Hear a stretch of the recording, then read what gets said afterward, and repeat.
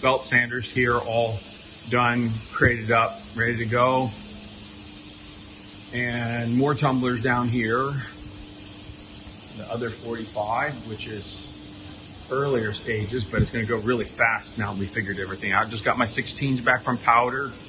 Some more R1M parts, ultrasonic drills, another 24. Oh, there's another pile of tumblers there. And I think I'm welding 14 HTDs right now. So we're making belt guards.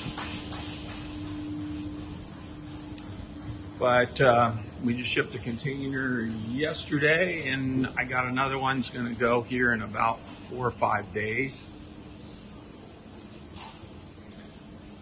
I saw a funny comment.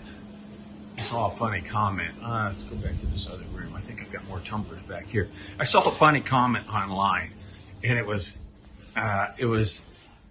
not exactly meant as a compliment. Somebody said, "Oh, well, they're Highland Park's mass producing," and like that was a bad thing. And I'm like, well, if you want the hobby to grow, then you can't just make a few of this or that and expect that many people are going to get into it. You got to make a lot. And if you're making a lot, then you want to mass produce, because it means that you can make things like this bushing or these pulleys, and you're not just making a dozen, which then your labor cost and your setup cost is really high.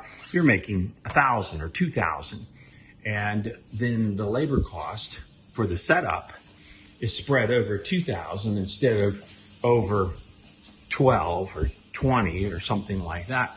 And you also have controls so that what you're building is consistent, because you're measuring all the parts, and the people that are making them get very familiar with them, very intimate knowledge about them, and know how to build a quality product because they know what the specification is. It's harder if you only build a short run, because then they've got to be familiar with something that they don't touch very often. So I thought that comment was kind of funny, and I also thought it was kind of a compliment.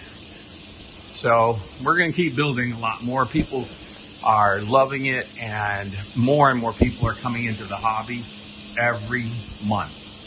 Like, you see the groups on Facebook that were sitting at 5,000 members, a few years ago, and now they're at 50,000 members. That tells you a lot about the interest in the hobby, and we love to see that. Anyway, there it is. I've had a long week, and we're building stuff like crazy, and we love you guys for loving our equipment.